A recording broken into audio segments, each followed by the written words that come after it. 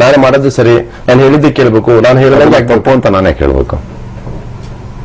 ನೀವ್ ಅನ್ಸಿದ್ ನೀವ್ ಮಾಡ್ತಾ ಇದೀರಾ, ನಿಮಗ್ ಅನ್ಸದಂಗ್ ನೀವ್ ಇರ್ತೀರಾ, ನೀವ್ ಹೇಳಿದ್ದೆ ಸರಿ ಅಂತ ನೀವ್ ಅನ್ಕೊಂಡಿದೀರಾ ಅನ್ನೋದು ತಪ್ಪು ಅಂತ ನಾನ್ ಹೆಂಗ್ ಹೇಳಕ್ಕಾಗತ್ತೆ? ಇವಾಗ ನನ್ನ ಅನಿಸಿಕೆ ಕರೆಕ್ಟ್ ಅಂತ ಹೇಳೋದು ಯಾರು? ಈಗ ನೀವ್ ರೆಟ್ಟೆ ಹಾಕಿದೀರಾ, ನನಗೆ ಇಷ್ಟ ಇಲ್ಲ, ಏನ್ ಇಟ್ಕೊಂಡು ಅವ್ನಿಗೆ ರೆಟ್ಟೆ ಹಾಕೋ ನನ್ ಮುಂದೆ ಅಂದ್ರೆ ವಾಟ್ ಇಸ್ ದಿಸ್?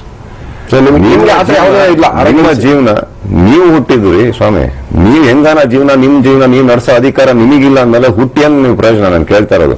ನೀವು ರೋಡಲ್ಲಿ ಹೋಗೋರು ಯಾರಿಗಾರ ಕಪಾಳ ಕುಡಿತಾ ಇದೀರಾ, ಯಾರ್ದಾರ ಮಕ್ಕಳ ಮೇಲೆ ಉಗಿತಾ ಇದೀರಾ, ಅಥವಾ ಸುಮ್ನೆ ಹೋಗಿ ಯಾರ್ದಾರ ಮೇಲೆ ಏನೇನೋ ಸ್ಟೇಟ್ಮೆಂಟ್ಸ್ ಕೊಡ್ತಾ ಇದ್ರಿ? ಇಲ್ವಲ್ಲ.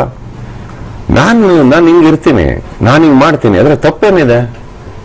10,000 ಜನ ಹತ್ರ ಬಂದಾಗ ತಿಳ್ಕೊಬಹುದು, ತಲೆ ಕೆಡಿಸ್ಕೋಬಾರ್ದು ಅದ್ರ ಬಗ್ಗೆ. ಎಷ್ಟು ಜನ ಬಗ್ಗೆ ತಲೆ ಕೆಡಿಸ್ಕೊತೀರಾ? ಆ ಜನ ನಿಮ್ ಬಗ್ಗೆ ತಲೆ ಕೆಡಿಸ್ಕೊಂತ ಇದಾರೆ ಅಂದ್ರೆ ನೀವೇನೋ ಜೀವನದಲ್ಲಿ ಮಾಡ್ತಾ ಇದ್ದೀರಾ ಅಂತ ಅರ್ಥ. ತಲೆ ಕೆಡಿಸ್ಕೊಂಡ್ಬಿಡೋದಕ್ಕೆ ನಾನೇನ್ ಹೇಳ್ತಾ ಇರೋದು, ಇನ್ನೊಂದು, ನಿಮ್ಮನ್ನ ಅರ್ಥ ಮಾಡ್ಕೊಂಡವ್ರು ಯಾರು ನಿಮ್ ಬಗ್ಗೆ ಅಷ್ಟು ಕೇವಲವಾಗಿ ಮಾತಾಡಕ್ ಸಾಧ್ಯನೇ ಇಲ್ಲ. ನಾನು ಹೇಳೋದು your life is yours, you lead it. ನಿಮ್ಮ ಸಂಪೂರ್ಣವಾಗಿ ಇಲ್ಲಿ, ಯಾಕಂದ್ರೆ ಸತ್ತೋದ್ಮೇಲೆ ನೀವು ಒಬ್ಬರೇ ಸಾಯೋರು, ಯಾರು ಬರಲ್ಲ ನಿಮ್ ಜೊತೆಗೆ. ಹಂಗಿದ್ದಾಗ ನೀವು ಪ್ರಪಂಚನೆಲ್ಲ ಕನ್ವಿನ್ಸ್ ಮಾಡ್ತೀನಿ. ಅಲ್ಲ, ಈಗ ಒಂದು ಕನ್ನಡ ಚಿತ್ರರಂಗದಲ್ಲಿ ಸುದೀಪ್ ಅವರನ್ನ ಬಹಳ ಅರೋಗೆನ್ಸ್ ಆಗಿರ್ತಾರೆ, ಅವರು ಅವ್ರದೇ ಆದಂತ ಕಲ್ಪನೆ ಇರ್ತಾರೆ, ಬೇರೆ ಯಾರು ಮಾತು ಕೇಳೋದಿಲ್ಲ, ಅವ್ರಿಗೆ ಅನ್ಸಿದ್ದೆ ಮಾಡ್ತಾರೆ. ತಪ್ಪ? ನನಗೆ ಅನ್ಸಿದ್ ನಾನು ಮಾಡೋದಪ್ಪ. ಸೊ ನಿಮ್ ಪ್ರಕಾರ ನೀವ್ ಹೇಳಿದ್ ಮಾಡ್ಬಿಟ್ರೆ ನಾನು ಒಳ್ಳೆಯವನ, ಅಥವಾ ನೀವ್ ಹೇಳಿದ್ ಮಾಡಿದ ತಕ್ಷಣ ನನ್ನ ಕರ್ಕೊಂಡೋಗಿ ಪಟ್ಟಾಭಿಷೇಕ ಮಾಡಿ ರಾಜ ಮಾಡ್ಬಿಡ್ತೀರಾ ಇಲ್ಲಿ?